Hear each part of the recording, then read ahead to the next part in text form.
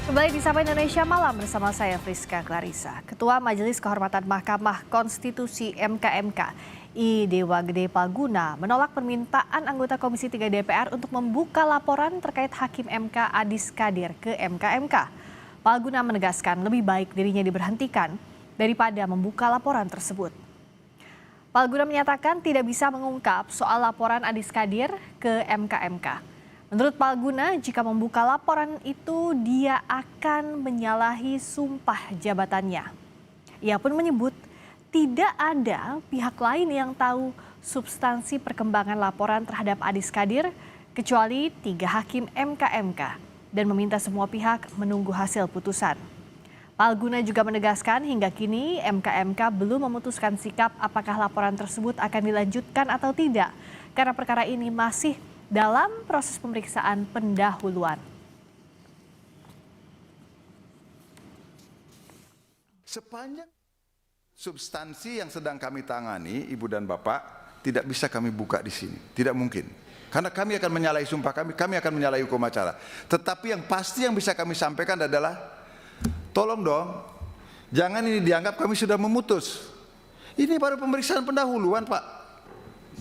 Pemeriksaan pendahuluan itu intinya nanti 2 kan sudah kami sampaikan tadi. 1 bisa diteruskan pemeriksaan persidangan atau bisa langsung putusan yang Bapak tanyakan tadi, Pak. Kalau di sini tadi siapa yang meminta? Bapak meminta kami laporan kami itu adalah begitu sangat normatif katanya. Yang diberikan bagaimana tentang proses Pak Adis Kadir, nggak mungkin kami sampaikan, Pak. Itu adalah independensi kami. Kalau itu yang Bapak minta, lebih baik saya minta diberhentikan jadi majelis kehormatan. Serius. Karena itu adalah mahkotanya majelis kehormatan, Pak. Nggak bisa kami paparkan di hadapan orang lain karena itu harus kami rahasia bertiga. Bahkan staf pun tidak tahu ketika kami akan memutus itu. Sebelumnya sejumlah anggota Komisi 3 DPR RI mempertanyakan kewenangan MKMK memproses laporan terkait Hakim MK Adis Kadir.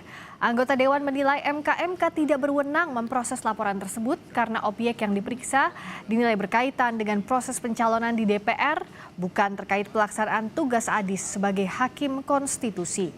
Anggota DPR menilai langkah MKMK memeriksa laporan soal Adis Kadir berpotensi menimbulkan konflik kepentingan.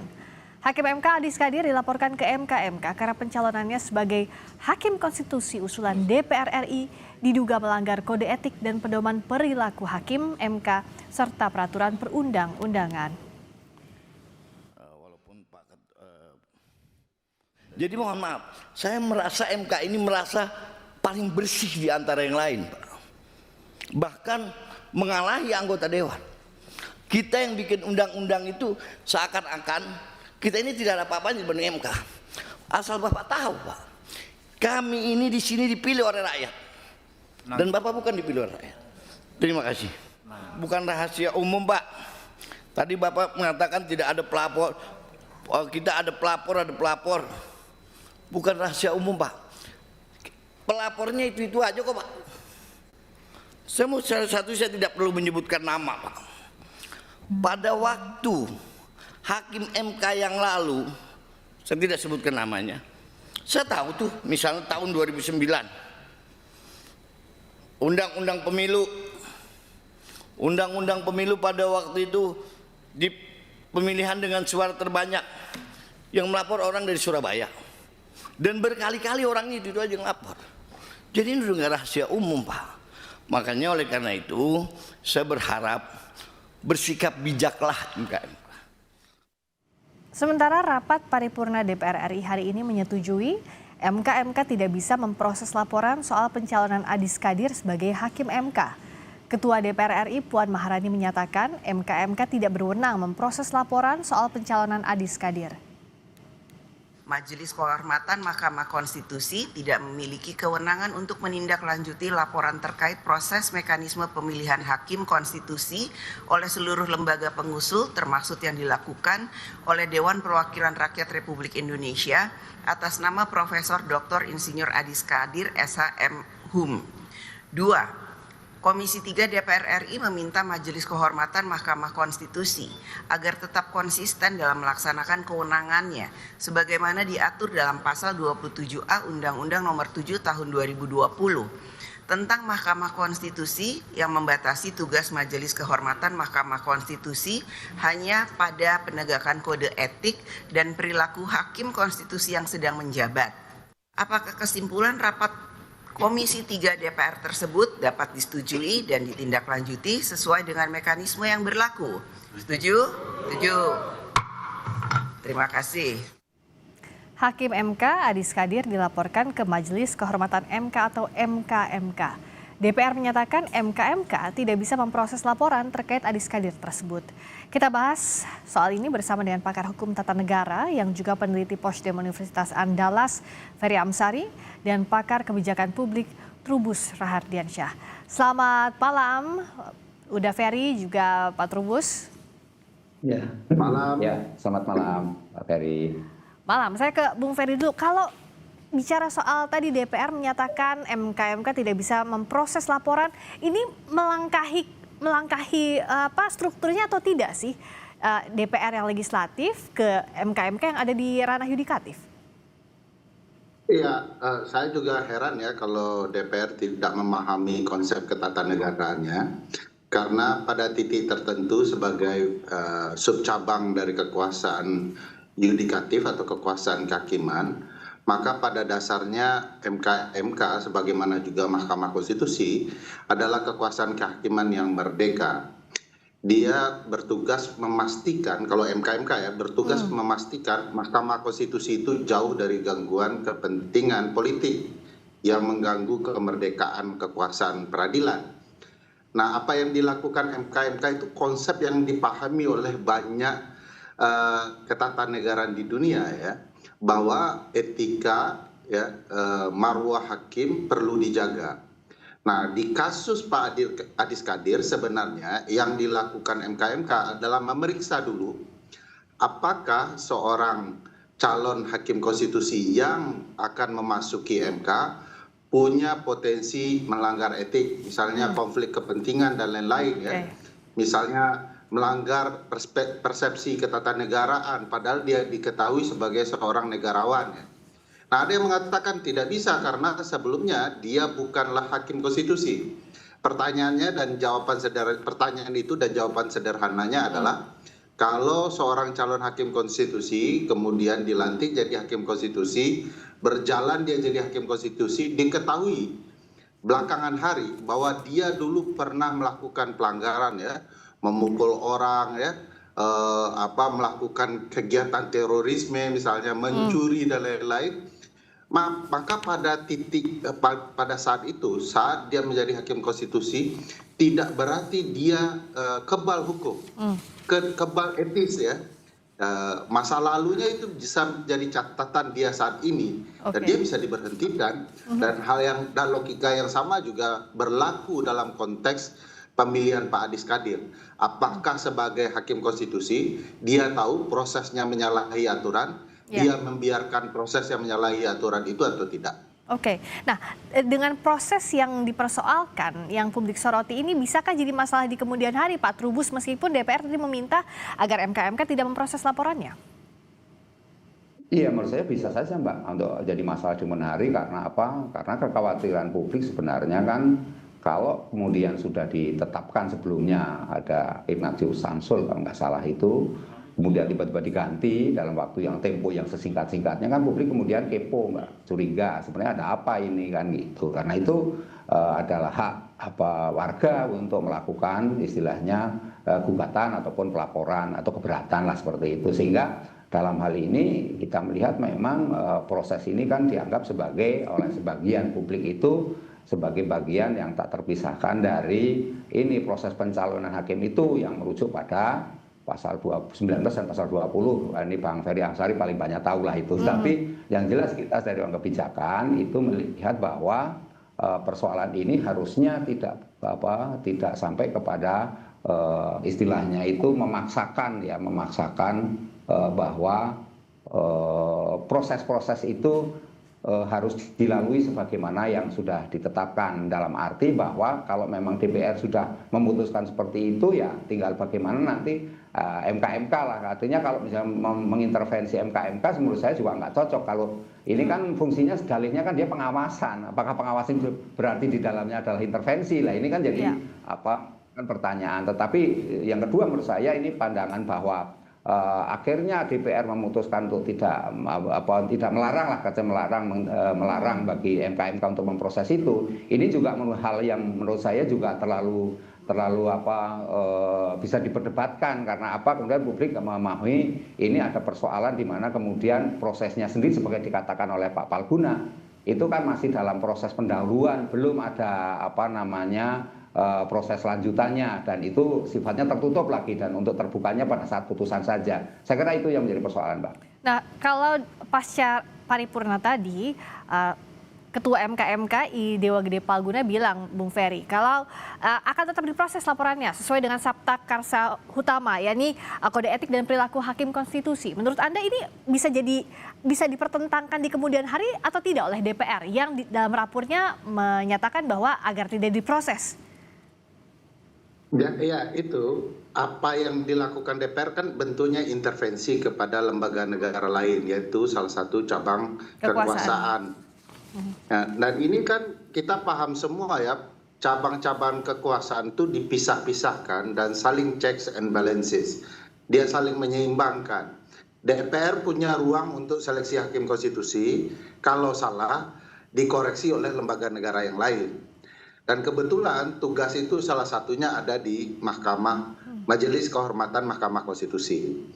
Pasal 19 misalnya yang disinggung oleh Prof. Trubus tadi, persis mengatakan bahwa proses seleksi harus dilakukan dengan pengumuman kepada publik melalui media cetak dan media digital. Kapan pengumuman itu? Tidak pernah ada.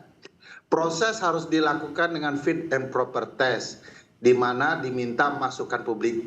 Kapan fit and proper testnya, kapan publik dimintakan masukannya. Jadi prosesnya sudah diketahui melanggar persoalan serius. DPR panik gitu ya. Begitu MK-MK memeriksa, melihat laporan dari publik, bisa saja MK-MK mengetahui ada proses yang salah, dan sebagai seorang hakim konstitusi mestinya ya Pak Adis Kadir memahami kesalahan proses tadi. Bayangkan dulu DPR sudah milih orang, Pak Inocencio Samsul, persis yang dikatakan Prof. Trubus, lalu tiba-tiba tanpa ada angin, tanpa ada hujan, tidak jelas salahnya apa, tidak jelas konsepnya apa, tiba-tiba ditarik ya dalam hitungan minggu sebelum pelantikan. Jadi permainan DPR itu kelihatan kasar, kotor, dan tidak bijaksana. Nah, hari ini anggota DPR mengatakan kami wakil rakyat, kami dipilih. Loh, bukan itu konsepnya. Konsepnya lembaga negara bukan soal dipilih atau tidak dipilih, tetapi dipastikan dia saling menyeimbangkan. Kalau kekuasaan politik terlalu luas, terlalu besar, maka ada lembaga negara lain yang akan mengendalikan atau mengontrol kekuasaannya. Itu konsep ketatanegaraannya. Ya. Nah, kalau anggota DPR tidak mengerti, memang sangat disayangkan. Gitu. Prof. Trubus, kalau bicara soal tadi yang disampaikan oleh Bung Ferry, kenapa DPR terlihat reaktif dengan adanya laporan terhadap Adis Kadir ini? Nah, fungsinya publik apa yang bisa dilakukan untuk mengawasi? Karena dalam cabang kekuasaan, dalam kasus ini kita lihat bahwa DPR ingin agar MK-MK tidak memproses laporan itu. Tapi publik sejauh mana bisa bereaksi, bisa merespons yang kita lihat, pertentangan yang ada antara DPR dan MK-MK? Iya, memang ini publik sebenarnya jujur menginginkan suatu penjelasan yang clear sebenarnya, meskipun penjelasan tadi oleh Ketua DPR bisa dianggap sebagai penjelasan yang utuh dari DPR selama ini terkait dengan teka-teki lah ya, teka-teki sesungguhnya kenapa terpilih Pak Adis Kadir. Tapi kan itu memang persoalan internal DPR, dalam arti bahwa publik akhirnya melihat bahwa ini ada ekosektoral Mbak, antara DPR sendiri dengan pihak MK dalam MK. Nah ini kan hal-hal yang sebenarnya tidak boleh menjadikan suatu kegaduhan, Mbak. Kemudian seolah-olah ada persoalan yang sangat krusial, di mana kemudian DPR tidak bisa memberikan satu penjelasan menurut saya yang lebih edukatif ya kepada publik bahwa ini memang situasinya ada persoalan yang genting atau sesuatu yang post merger kan bisa saja dijelaskan sehingga karena ini kesannya di publik seperti ujuk-ujuk, tetapi itu juga menjadi hak DPR secara institusi ya, karena mereka punya mekanisme prosedur sendiri yang pada akhirnya tetap pada pandangannya atau bersikukuh bahwa apa yang diputuskan DPR benar, dan itulah kemudian mengatakan bahwa MK tidak berhak. Ya itu memang dua hal yang kamar yang berbeda sesungguhnya. Memang arah yang disampaikan oleh teman-teman dari yang menggugat itu sendiri sebenarnya lebih kepada bagaimana ada penguatan lah sesungguhnya. Ini kan ada persoalan sesungguhnya yang di mana kemudian ada persoalan di Pak Adis Kadir sendiri yang memang sebelumnya ada kasus yang itu pernyataan-pernyataan yang dianggap kontroversi di publik, juga kaitannya dengan takutnya ada konflik kepentingan karena tadi disampaikan juga bahwa itu dari salah satu partai. Nah, karena itulah menurut saya ini yang harusnya dikelirkan untuk memastikan ke depannya, Mbak. Jangan sampai kemudian ke depannya punya pandangan seolah-olah bahwa cara-cara ini sah, cara-cara ini legal. Nah, ini yang dikhawatirkan kan itu, sehingga apa yang diputuskan nanti MK memang kita tunggu sebaiknya memang lebih kepada sesuai dengan tupoksinya, karena memang kalau logika yang dipakai oleh DPR itu kan lebih menempatkan bahwa itu beda kamar dalam hari ini, bahwa prosesnya masih dalam ketentuan atau kewenangan DPR dalam pencalonan Adis Kadir. Sementara kalau kode etik kan kaitannya MK kode etiknya adalah berkaitan dengan hakim yang sudah running lah, katakan sudah ditetapkan, sudah dilantik katakan seperti itu. Sebenarnya Adis Kadir kan belum. Nah ini kan hal-hal yang menurut saya perlu dijelaskan kepada publik juga sebenarnya ada apa kan itu, Mbak, sehingga tidak menimbulkan satu perdebatan bersifat jangka panjang lah katakanlah seperti itu, yang dimana kemudian perlunya satu kesepakatan barangkali nantinya ke depannya ketika ada pencalonan lagi, sehingga ini ada menjadi entry point menurut saya bagi persoalan Pak Adis Kadir ini ke depannya untuk pembenahan selanjutnya, Mbak, mengenai tata kelola di dalam mekanisme prosedur pemilihan pencalonan sebagaimana amanah pasal 19 pasal 20 Undang-Undang MK itu, Mbak. Bung Ferry, kalau bicara soal laporan yang dilayangkan kepada MK terhadap Adis Kadir, sebenarnya implikasi secara legalnya, implikasi secara hukumnya apa terhadap status Adis Kadir sebagai hakim konstitusi? Apakah ini hanya dalam ranah etik saja? Apakah bisa berimplikasi sehingga DPR terlihat begitu reaktif? Oh iya, pengalaman MK kan bisa saja memberikan sanksi berupa pemberhentian terhadap seorang hakim. Pada titik itulah yang membuat DPR kelimpungan. Karena DPR kan punya keinginan mengatur komposisi hakim. Putusan-putusan MK belakangan ini kan diketahui lebih banyak pro publiknya dibandingkan kepentingan politik. MK berupaya membenahi putusan-putusan politik agar sesuai dengan konstitusi, ambang batas, pemilu nasional daerah, dan segala macamnya.